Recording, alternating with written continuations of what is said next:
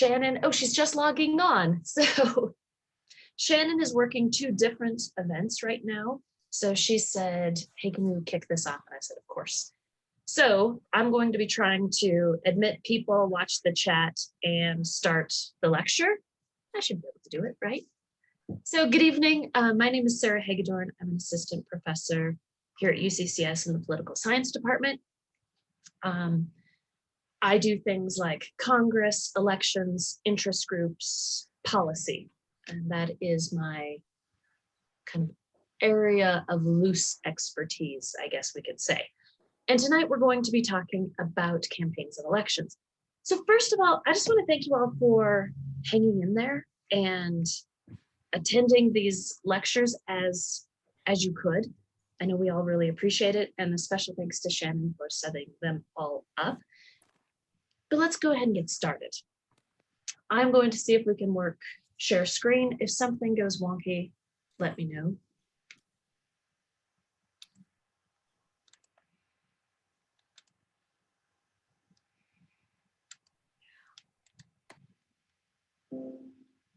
All right. So this usually means I can't see everything. So just yell if you need me. If you have a question, just yell. All right, so tonight is billed as kind of a guide for running for office. And that's a little tongue in cheek because there's absolutely no way I could get you everything you needed to know to run for office in an hour. But what we can do is give you an introduction to campaigns and elections. And that's what I really hope to do this evening. If there's anything in here, any particular topic that you might want to spend more time on, send us an email, send us a note, and we can maybe do a longer discussion about a particular topic later on this summer, this fall, whenever we're going to be doing more of these. So if there's something in there, send us a note. Also, if there's any questions. So for those of you who were at my Congress discussion a few weeks ago, know that I like to run this more of a discussion as opposed to a lecture. And that's how I teach. That's just how I work. And so I want to run tonight the same way. If you have a question, if you have a comment, a tidbit, something to share, go ahead and ask. I think Shannon's going to keep track of questions, hopefully, and she'll flag them, raise your hand, take your mic off and ask. I don't care. Although I think Shannon likes to keep track of those. But if there's anything as we're going, let me know. I have built in plenty of places to ask questions as we go along. And I also want to say that this is more running for federal office. And federal officers are president, Senate, House. And while I don't think anybody on here is going to run for president next term, but I don't know. These are what we're going to focus on. But a lot of the concepts we're going to discuss this evening would apply to a number of different types of campaigns. The reason I'm not focusing on state is because there are 50 different sets of rules. Every state sets its own policies and requirements, and just the institutional structure of campaigns and elections. So I'm not going to go into this. If you would like to hear about Colorado rules at some point, we can do a chat on that at some point in the future. But let's go ahead and get started. So for the next few minutes, we're going to talk about the rules of the game. Who can run, when are elections held, who can vote, who wins. And again, these are going to vary state by state if we're talking about state elections. So we're going to talk about federal. All right, who can run? So who can run was established in the Constitution, and this has not changed in over 200 years. Article 1, and we talked about this during the Congress discussion a few weeks ago, to run for the House, you need to be, actually, to serve in the House, you need to be 25. To run for the House, you can be 24 as long as you turn 25 by the time you're sworn in, which is usually the first week of January. You have to be a 7-year citizen of the United States and a resident of the state you want to run in. Notice that doesn't say in the district you want to run in. So to run for the House, You just have to live in the state. You don't physically have to live in that geographic House district. So then we move to the Senate. You have to be 30 years old. Remember, the framers intended the Senate to be more stable, more trustworthy. And they thought those 5 years were really going to make that huge difference in making the Senate just a little bit better, just a little more stable, just a little more cooling chamber-esque. So to run for the Senate, to serve in the Senate, sorry, you need to be 30 years old, a 9-year citizen of the United States, and a resident of the state. Notice it doesn't say how long you need to be a resident of the state. This means you can move to a state simply to run for office there in either the House or the Senate. This is called carpetbagging, and we have seen examples of this in the not too distant past. So to run for president, we have still increased requirements, 35 years old, 14-year resident. So not citizen, right? You have to be a natural born citizen of the United States to run and serve as president. And you have to have lived in the United States for 14 years. This is to get rid of that foreign influence that the framers were concerned about. And these are still the requirements, these basic requirements to serve in the House, the Senate, as president. So remember, the House is supposed to be open to merit of every description. So that's why these requirements are more lenient. So again, we don't have term limits on the House and the Senate. You can run as many times as you want. We do have 2 terms for the president. And again, the state and local are varied. Now I want to make a comment about these 2 pictures. And for some of you, you might enjoy these pictures. Some of you might not like them that much. But I chose these 2 individuals purposefully. The top one, her name is Kat Kemick. She was recently elected to the House of Representatives from the 3rd District of Florida. She ran for the seat that was held by her boss, Ted Yoho. She's originally actually from Denver. She went to Metro.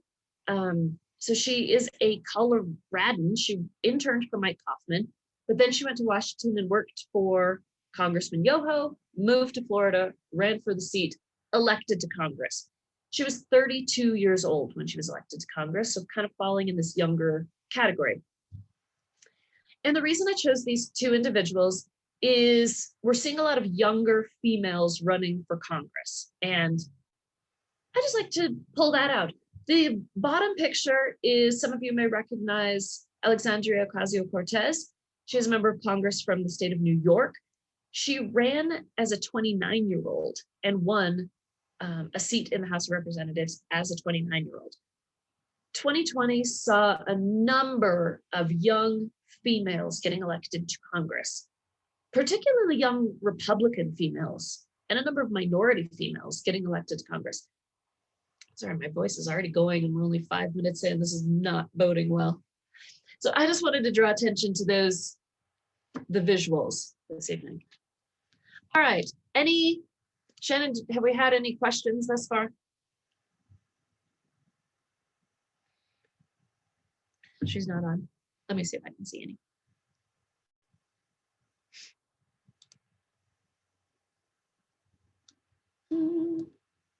Yeah, when I'm screen sharing, I just can't see them. I apologize for that. So hopefully Shannon will come back on. But while screen sharing, I can't see your questions. Okay, when are elections held? As an American, you might say too often, and that is actually one of the actually defining characteristics of American elections, is that we have elections a lot, and that's absolutely true. So we know that our general election is the first Tuesday in November. So that is our general election. And in the United States, our general election is where the candidates from the primaries face off against each other. Now, are there some exceptions to this? Yes, we can think of Georgia, where we had an election in November, and then the top 2 vote getters, because no one got 50%, which is the requirement. Top 2 vote getters go to the general runoff on January 5th. So we know we have a general election, and the candidates from that come from the primary elections. So primary elections are like this parties, it's a party process, and it's the parties solving a collective action problem.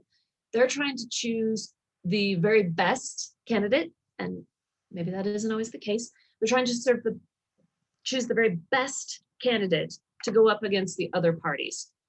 It's to keep things from like 3 Republicans running against 1 Democrat. In that case, the Democrat would probably win, or vice versa. You could switch that up. So that's what a primary election is. And the general election is in November. Primaries are varied. And we already have a presidential primary calendar ready to go. And the primary elections take place all across the calendar during that election year based on the states. So let's look at the Constitution again. The Constitution says that all 435 members of the House of Representatives are up for re-election every 2 years. So during every federal election, which is every 2 years, all the members of the House are going to be up. In the Senate, their senators serve 6-year terms. So they're up every 6 years, but 1/3 of the Senate is up for re-election every 2 years. So we're electing them in 3 different chunks. And that's to increase that stability aspect that the framers thought was so important. And we know that the president is up every 4 years. However, there are a number of states that hold their statewide elections, governor, assembly, county commissioners, on off-year elections. So there are a number of states which hold them in these years between federal elections, odd-numbered years. Virginia, New Jersey, Louisiana, Kentucky, they hold them in these off-year elections. All right, so we have the presidential primary, and we know that Iowa and New Hampshire go first. What's interesting about this is Iowa and New Hampshire don't hold the rest of their statewide elections early in February. In fact, they wait until later to do it. Presidential primaries are a different monster, and the presidential nomination process is something we could talk about maybe at a different lecture. If you have any brief questions about it, we can discuss it tonight. But it's a huge process, talking about delegates and the nomination process and the Electoral College. So what we have here is these primaries, and these states that go later, I'm thinking Montana, for instance. So if you go later in the presidential primary system, what's going to happen is you're going to hold your statewide primaries that same day because it saves money. If you can do everything on one day, it's going to save your state government parties a good amount of cost. All right, and finally, the permanent campaign. This is a concept which we mostly see in the House of Representatives. So the House is up every 2 years. So as a member of the House, you get elected in November, and you start campaigning for the next election the next day. I know that seems a little bit ridiculous, but it's true. You start thinking about your next election the very next day. You might even need to start raising money immediately to retire debt from the election that just got over. But as a House member, you're constantly campaigning. You never really get a break, and you're definitely fundraising. That's the negative aspect of this permanent campaign. The positive is that members of Congress should be going back and constantly meeting with their constituents, figuring out what their district needs and wants. Now, the Senate gets a little bit of a break. Senators are elected, and they kind of maybe not take a break, but they can breathe a little easier for 2 years. Then usually about 4 years out, they start really raising money, and 2 years out, that's considered in cycle, and you start really ramping up your campaign structure. In fact, I recently read an article that Senator Bennett has already hired a number of campaign staff because he is in cycle and he is up for re-election in 2022. So it's May of 2021. He's already staffing up a campaign structure to start his next campaign. Where we also see this permanent campaign is in presidential primaries. We know that we just had a presidential election. We're all well aware of that fact. We do not have another one until 2024. There are, however, politicians, potential candidates out there who are already testing the waters. This summer, this fall, if you notice certain politicians maybe going to Iowa or New Hampshire a couple of times, that's a pretty good clue that they're thinking of running for president. And that's what I mean by this permanent campaign. We just got done with an election, and politicians are already starting their campaign for possibly president. All right.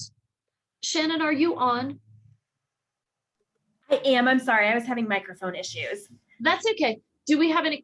When I screen share, I can't see the questions. I haven't seen any. Does anybody have any questions up to this point? All right. Well, feel free to send them in the chat box, and I'll make sure we get them asked. Perfect. Thanks, guys. Okay, where can you run? So we're talking about the House here. In the Senate, you can run. If you're 30 years old and you're a resident of the state, you can run. But what I want to talk about here are House districts.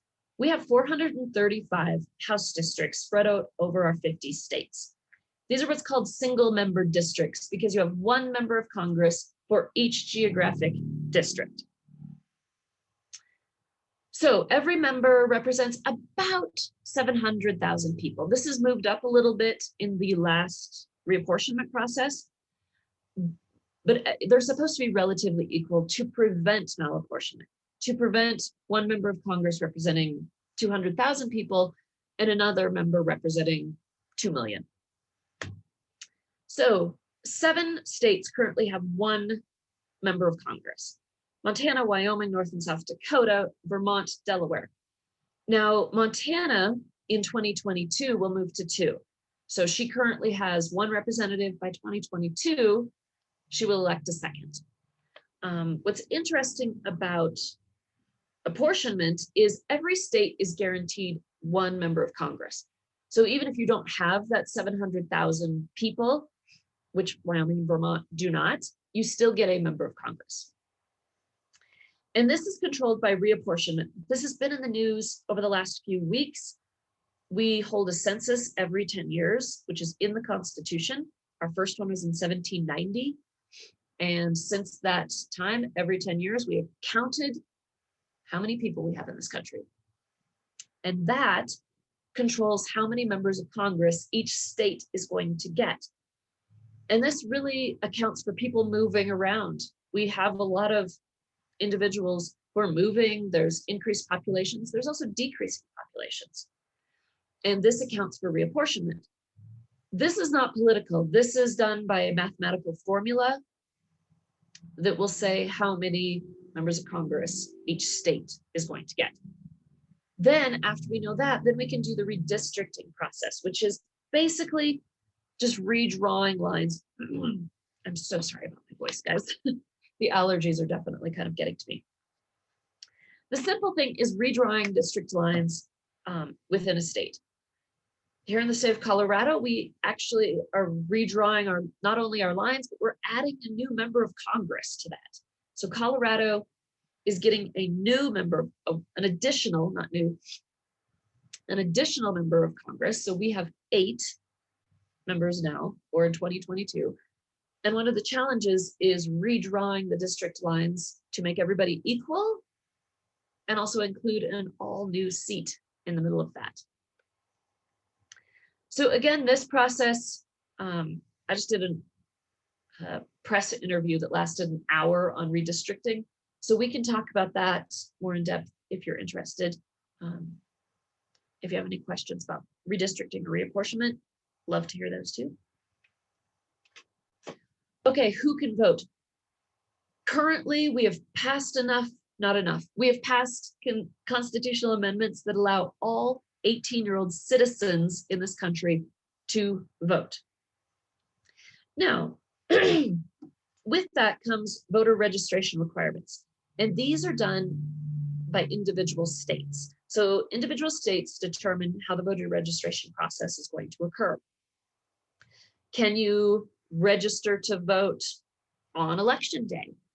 Do you have to register the day before? Can you register, or does it close a week before? These are all requirements that are set by the state. Additional requirements to vote are things like voter ID. These are, again, passed by individual states if they choose to, and are requirements that you have to show some form of identification to cast your ballot. Colorado has a voter ID law. In the state of Colorado, it can be a government-issued photo ID. It can be your social security card. It can be a utility bill in your name at your current address. It can also be any sort of letter from the federal government to your address. So all of those count as voter IDs in the state of Colorado. I'm so sorry. All right, primaries. This also really affects who can vote. And we have a number of different types of primaries. The first one is straight closed. In a closed primary, only registered members of that party can vote in that primary. And remember, a primary election is just to narrow down the candidates from a particular party. So in a Republican primary, in closed Republican primary, only registered Republicans could vote in that election. And they're trying to choose the best candidate to go forward into the general to face off against the best Democratic candidate. So that's a closed primary. In a semi-closed primary, the people that can vote are registered voters with that party, also unaffiliated voters. So, but they have to choose which one. So unaffiliated voters can vote in either the Republican or the Democratic primary, but not both. This is the system Colorado now has. We recently passed a referendum that says unaffiliated voters can vote in either primary, but not both. If you send back both ballots, they're both invalidated.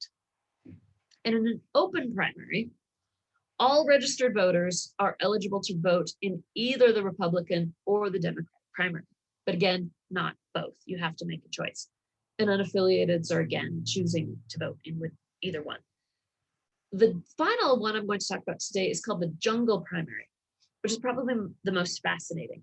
The jungle primary is where all registered voters get one ballot, and it has all parties on it, and you vote for whoever you want, and the top two vote getters from that primary go to the general. What's interesting about this, in a state like California, this happens kind of regularly, where the two people facing off against each other in a general election could be from the same party.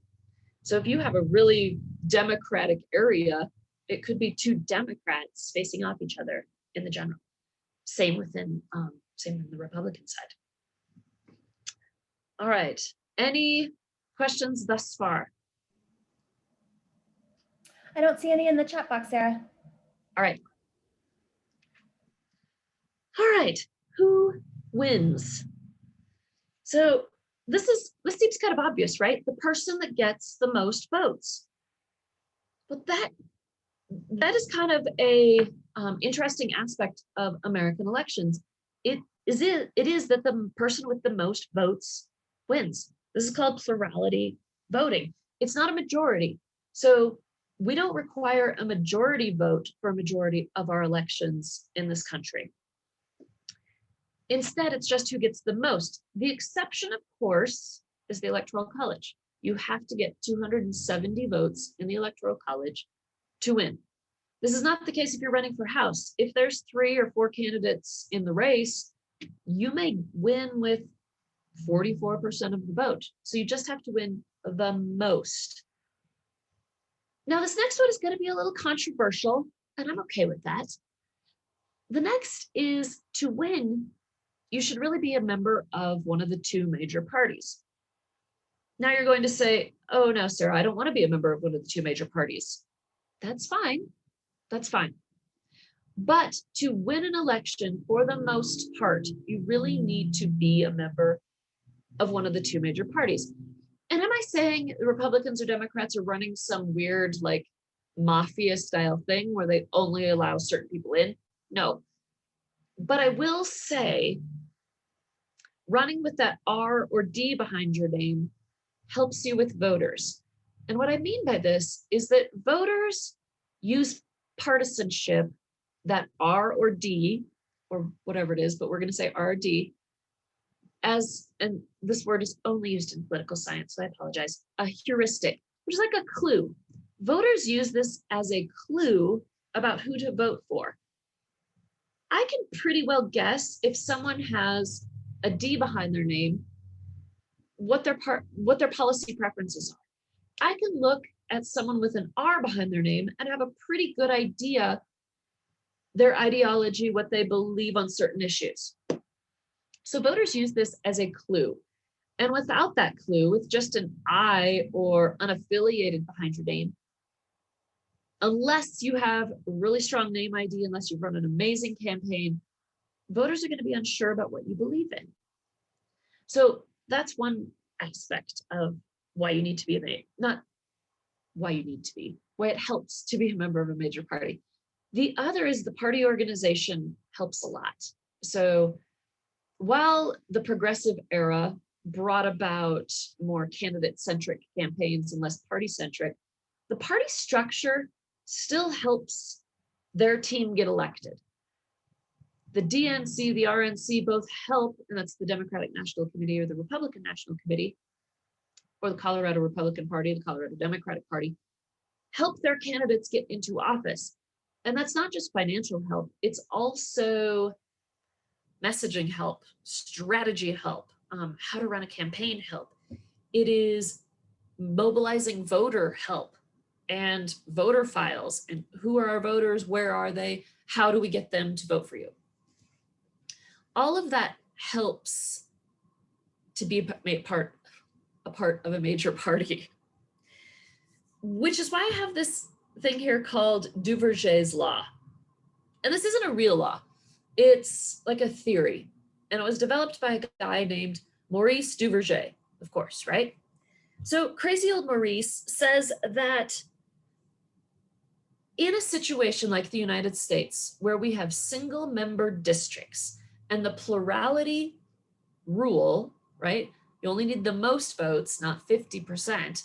In that situation, there's a strong tendency towards two major parties. Voters engage in strategic voting, meaning they don't want to waste their vote. So they're going to vote for someone who has a good chance of winning. And with all of this together culminates in two major parties. And this is his Duverger's theory. Does this mean that we will always have the same two parties? No. And I know you guys have listened to Verlin, who knows the history of parties 1 billion times better than most other people, definitely me. Does it mean that we will always have the same two parties? No. Does it mean we will probably have two major parties? Yes. Can we have another one gain power and take over for one of the two major ones? Yes. That can definitely happen. Now you're probably saying, okay, Sarah, but third-party candidates have won. In fact, there are third-party individuals serving in Congress right now. And I will say, yes, absolutely, that's true. Senator Bernie Sanders, which most of you probably thought of, Senator Bernie Sanders is not a Democrat. He is a registered independent. If you look at the list of senators, there's an I behind his name.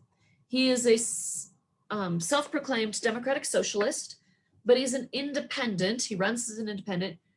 He serves as an independent in the US Senate. He does caucus, though, grouped with the Senate Democrats.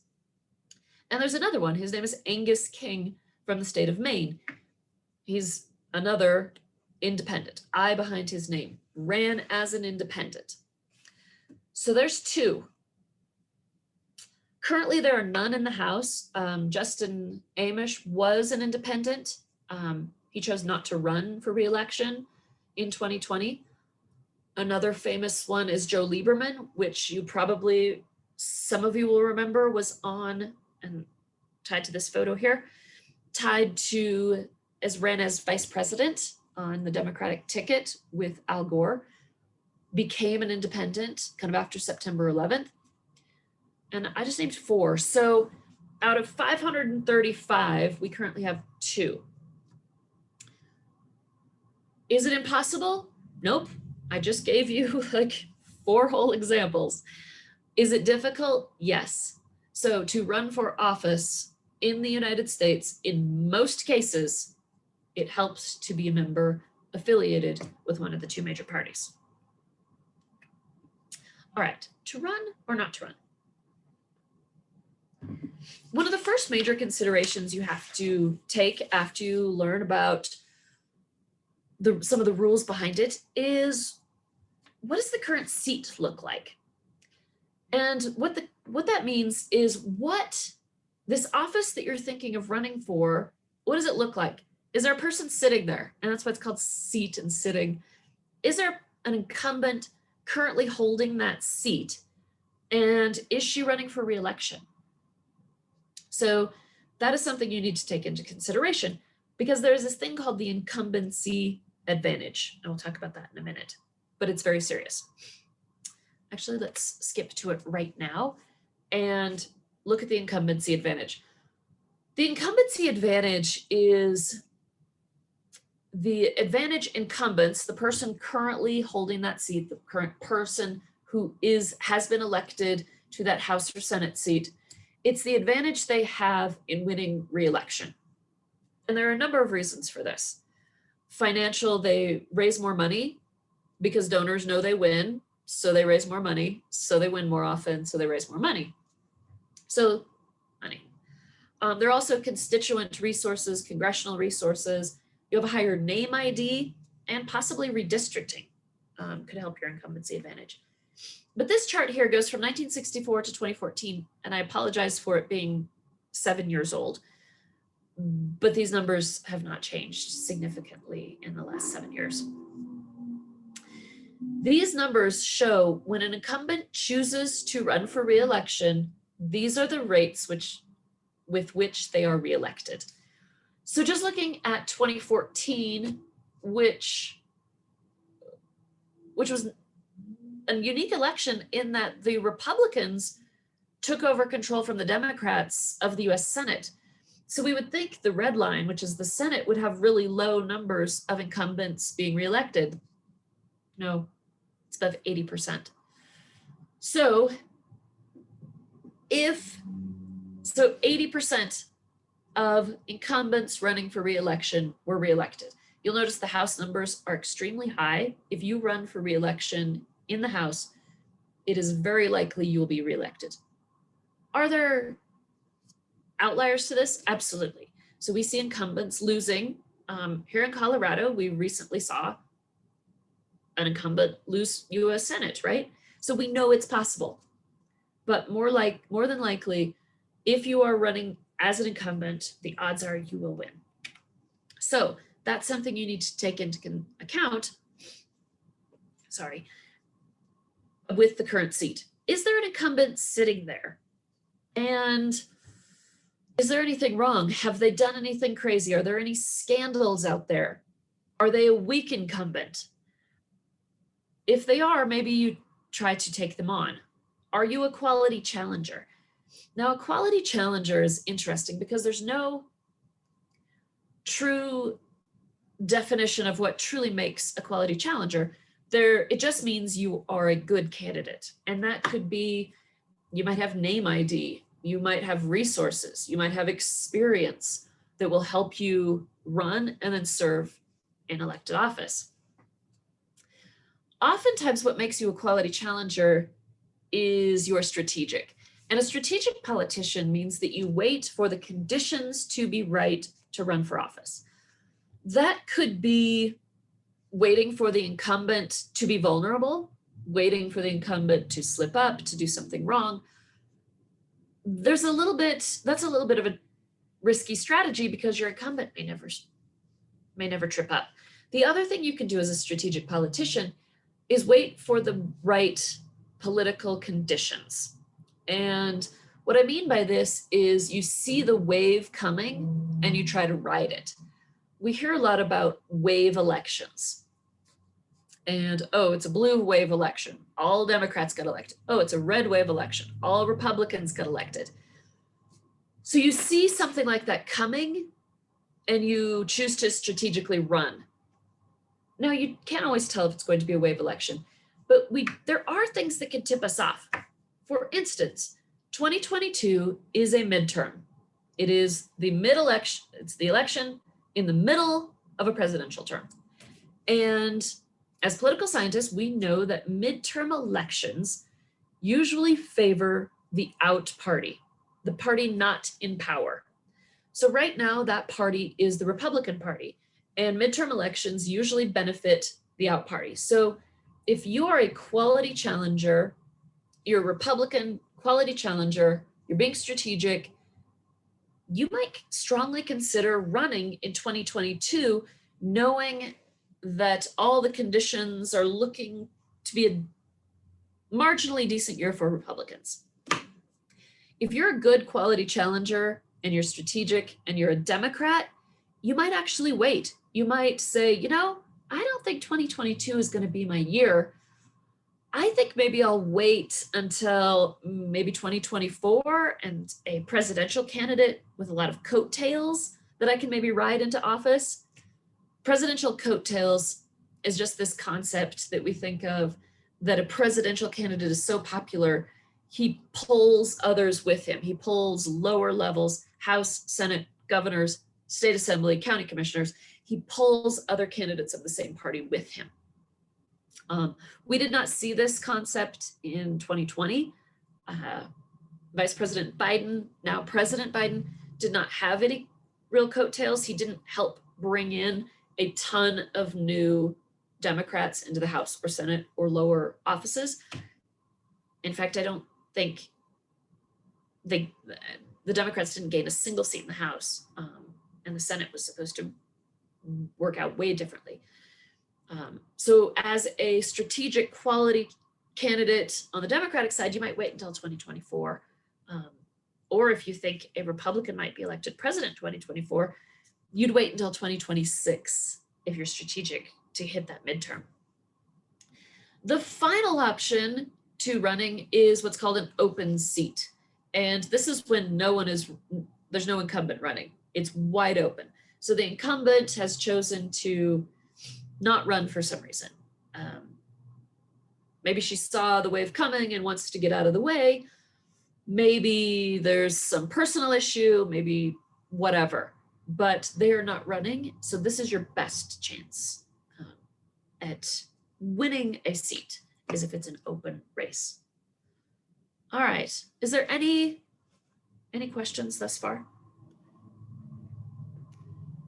I don't see anything in the chat box yet, Sarah, and it doesn't look like we have any hand raised. All right. So we've covered incumbency rates. Okay, the climate. So we've talked about this a little bit already. These are when you take a look at, and I'm not talking about climate change. I'm not talking about like forest fires or like melting glaciers or anything. I'm talking about the economic climate or the political climate. And these are two things that candidates need to take into consideration if they're considering running for office. The economic climate is just what it is. It's either in your local area, your state, or national economic factors. And you'd want to take a look at those before running. If the economy has been really great and your party is in power, full speed ahead. If the economy has been pretty bad and your party's in power, you may want to wait a little bit or somehow distance yourself from that. The political climate is a little bit different, and this is what I was talking about with wave elections. So you take a look at the national political conditions, because those are increasingly affecting local races and especially House races. So you'll look at, okay, does it look to be a really good year for my party? Maybe I'll run. And we've seen these big swing elections primarily over the past 30 years, with the first one being 1994, where Newt Gingrich came up with this thing called the Contract with America. We had what's called the Republican Revolution. Republicans take over control of the House of Representatives for the first time in 50 years. That was not a good year to be a Democrat, right? So maybe seeing something like that coming you step out of the way. 2006, similar, but for the Democratic side. It was President Bush's final midterm. Democrats take over both the House and the Senate. 2008, furthering Democratic control. In fact, they had a supermajority in the US Senate. They had 60 members of the Senate, which means filibusters don't matter. They could pass anything they wanted. And they decided to pass what's called the Affordable Care Act, what you might know as Obamacare, which of course then 2010 happens. And 2010 was, again, the biggest changeover of seats in the House we've ever seen. Republicans take over. And then we just see these swings back and forth, 2014, 2018, 2020. We see control movement switching back and forth. This is what we call the political climate. The political climate can also include, is there a lot of polarization? Is there a lot of divisiveness? Is the climate friendly towards bipartisanship? Is it not? Like, what are the moods? And you have to kind of read those to see if your candidacy would be frowned upon or not. Okay, now some nitty gritty considerations. Again, there are a lot of nitty gritties, a lot of stuff you need to consider before you would run, but we're just going to briefly touch on them. The first one is money. And on average, to win a House race, you need to raise and spend about $1.6 million on average. So there's plenty on the bottom end and plenty more on the top end of this. To win a Senate seat, you need to raise and spend almost $10.5 million. And why I put this in nitty-gritty consideration is, do you have this in you? Can you raise this much money? You don't have to be independently wealthy. Of course, it would help, but you do not have to be. You can find donors, but are you okay with asking people for thousands of dollars? Is that something you can do? Now, just for tonight, I pulled up some numbers this afternoon to see some of our local politicians. In 2020, Congressman Lamborn raised $540,000 for his campaign. So a third of what the average is. His opponent, Freeland, raised less than $100,000. So again, way less than the average. We go over the mountains. Congresswoman Boebert raised $2.9 million in 2020, so above the average. Congressman Crow raised $4.1 million, so almost 3 million more than the average. Congresswoman DeGette raised 1.2 million, so right around the average number to win a seat. Now let's switch over to the Senate, because as you might have guessed, elections in Colorado, Senate races in Colorado are a little bit more expensive than the average. Senator Gardner raised $28 million, so twice, right? Actually, almost 3 times the average. Now Senator Hickenlooper, then Governor Hickenlooper, raised $43 million to run for Senate in the state of Colorado, way above the average. And I told you these averages are going to be pretty far on either side. So I just wanted to bring up those. Access is, do you know how to get on the ballot? And this is going to be different in every state. So figure out how you need to get on the ballot. Do you need to get signatures? Do you need to do the caucus process? Do you need to go through a primary? Like what do you need to win? What do you need to do to get on the ballot to win? Next is family, personal life. This one's tough. This is taking a hard internal look and saying, do you have this in you? And something I think we should ask more candidates for office is, why are you doing this? And if their answer is some vague, oh, I just want to serve, right? And then dig a little deeper. Okay, why? What do you want to do? What is it about public service that attracts you? because there are some people out there that are just doing it to get on the news, to have a bunch of social media followers. And maybe that appeals to you as a voter or as a candidate, but as a potential candidate, you really do think, why am I doing this? Is it just to get elected, to then get to something else, to then get to something else? Or do I really care about public policy and citizen governance?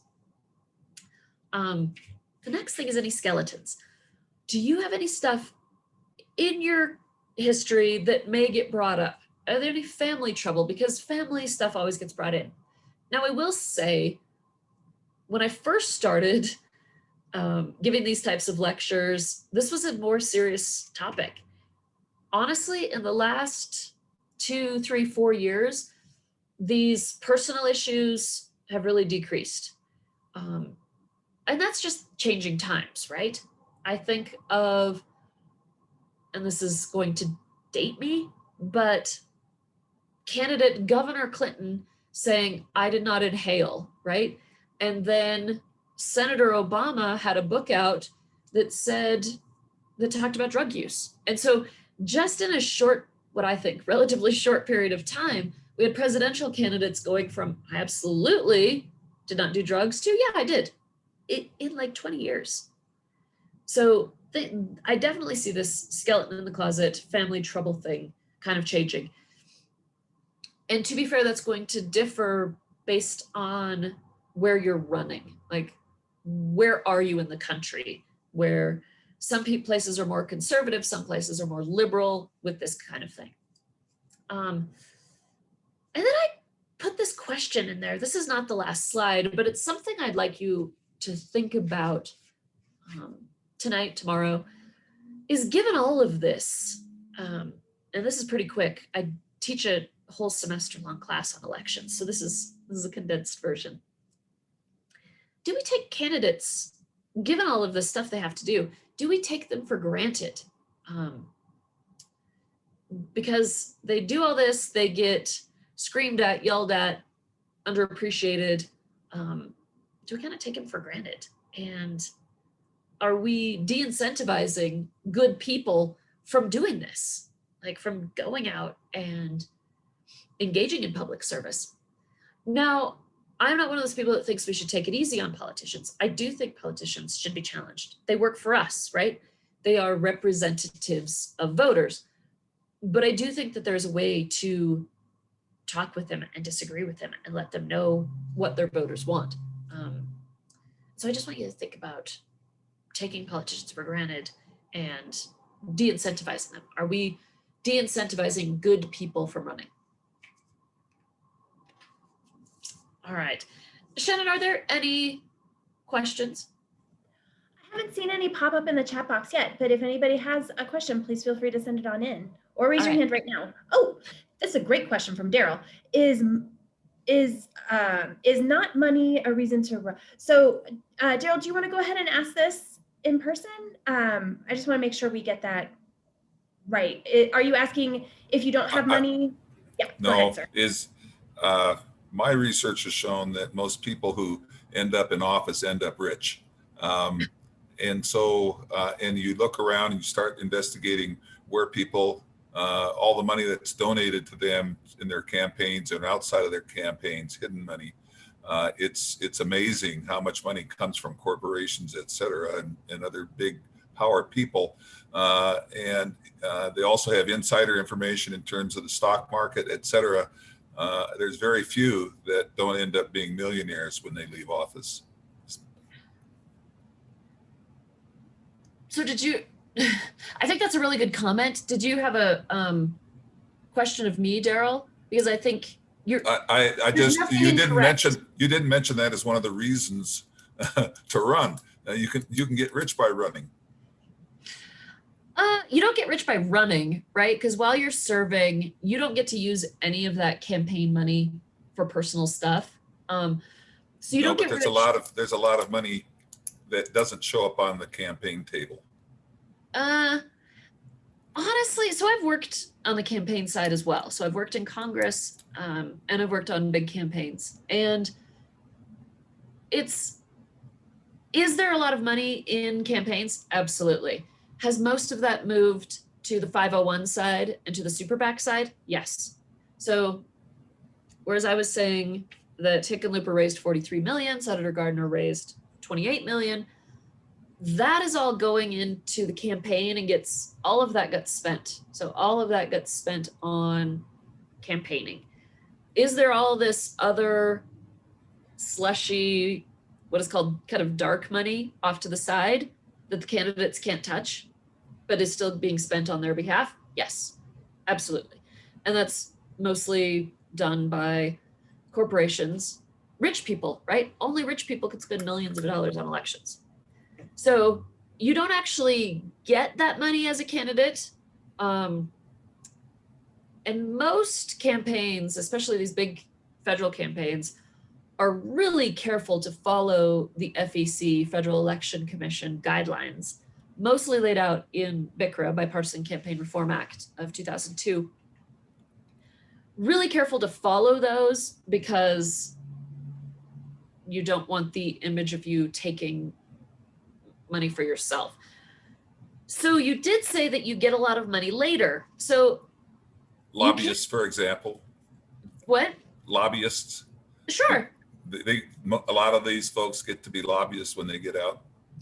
And they take their expertise and their contacts and their knowledge and they what we call cash out and become representatives, lobbyists for whatever, right? Corporations, think tanks, industry groups. Yeah, absolutely. And there are certain, the Honest Leadership and Open Government Act of 2007 establishes what they can do there, because after the Jack Abramoff situation in the early 2000s, we had to do something, and Congress always overreacts.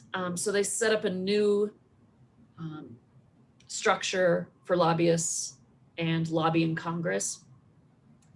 So there are tons of restrictions on that, but yes, they do make money.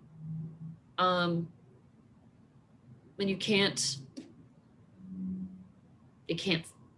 say that they don't. But after making, like, I think they put up with a lot, and their job is not easy. The job of a member of Congress is not an easy one. And so yeah, some of them cash out and go be lobbyists and make a bunch of money, and not all of them do. Quite a few don't. Any other questions before we move on? All right, feel free to send them in the chat box if you've got one. All right, thanks, Shannon. As usual, right. So finally, thinking of running, now that you're running, you need to establish what your policy positions are gonna be. And sometimes your partisanship will control this, but not always.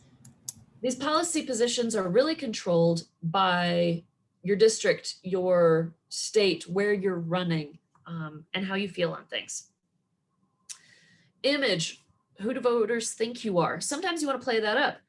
You served in the military, you owned a successful business, you're an educator, whatever. Sometimes you want to play up that image.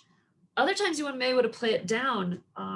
There's lots of research that shows that female candidates are seen as being really empathetic, so good on healthcare, education, but not great on foreign affairs or defense.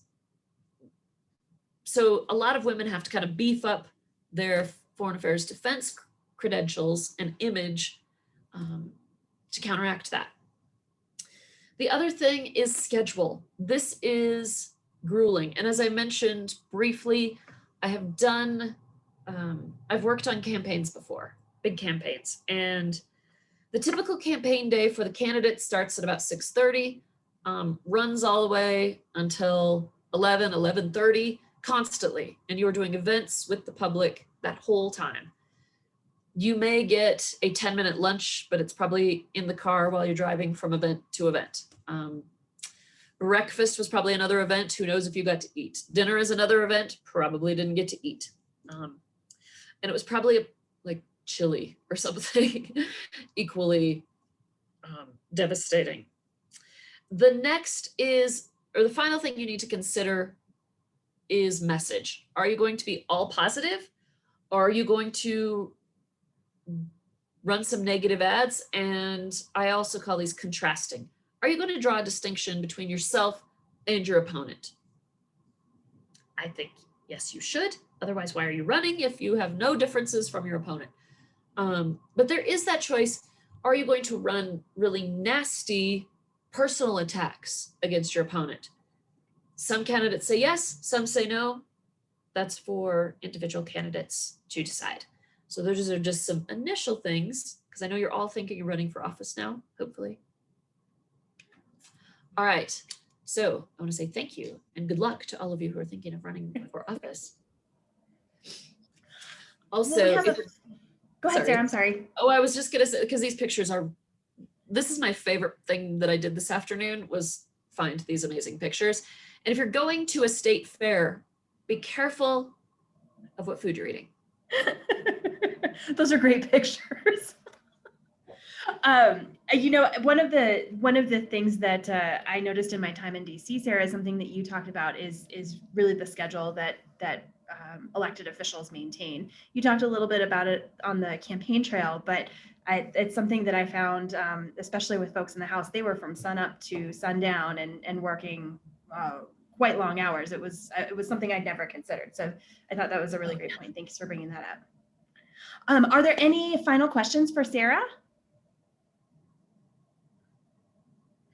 Okay, Sarah, I have a question for you. Have you ever considered running for office? Oh, Lord, no. No. And I get asked occasionally not to run. God, no. No one wants this on a t-shirt. I get asked occasionally to help out with campaigns, and I usually try to help out with that. I've done a few statewide like executive committees and stuff, so I offer my super unhelpful academic take on things.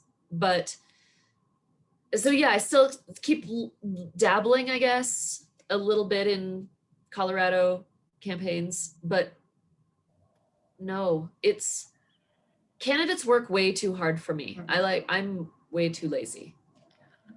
All right, we have a great question from Alec. Alec is asking, what professional experience is most advantageous or necessary in the eyes of voters? And on the inverse, is there anything one should avoid professionally in advance of running? So my first thought, thank you, Alec. So my first thought is don't be a lawyer, but that's not true. That's just a joke. My husband's a lawyer. And a majority of members of Congress are lawyers. So I think voters see lawyer and think you know how to make laws. That's not true, but voters think that. Voters in different places, different districts are different. So this really is back to this Madisonian ideal that you kind of have to know your district to know what people might like. So I always think an ideal candidate in CD5, which is what we're in right here, would have some sort of military background. We're a huge military veteran community. That is not the case with our current representation, but I always think a decent candidate would be that. The Democratic Party a couple of years ago ran a huge recruitment project where they recruited female veterans, super genius. I don't think a single one of them won, but it was a really smart process to try to change. And I talked about that image, right? Females are seen as more empathetic, more on education issues, healthcare issues. And so they recruited these female veterans to run for office. Similarly to the Republican Party recruiting a boatload of young minority females to run in 2020, that actually did pan out for them. So a number of them were elected. So that didn't answer your question at all. It really depends on your area and do you feel like you're connected to voters? Like, do you feel like, I know I say this all the time, share sympathies with them? right? Like, do you look like everybody else around you? And maybe that's a good or bad thing. Awesome. Well, we are right at time. So I just want to say a huge, gigantic thank you to Sarah for taking us through this tonight. It's a fascinating topic, and I think you're right. I think there's a lot more room that we can explore some of these issues as we look forward to future programs. And then last but certainly not least, I want to thank all of you. This was the final session in the Civic Refresher course. You made it, yay, to the very end. Hopefully you found the series to be interesting and enlightening, and hopefully it did refresh your understanding of government and civics here in the United States. I'll be sending a follow-up email. I'll get a copy of Sarah's slides and send those to you. So if you want to take a closer look at them, you can. We'll also, of course, have the recording on our YouTube channel, CSGI's YouTube channel. If you have any thoughts or suggestions for future programming, my email inbox is always open. So please feel free to send them my way, because we certainly want to hear from you as to what you'd like to see next from CSGI. But thank you all so very much. Have a wonderful evening.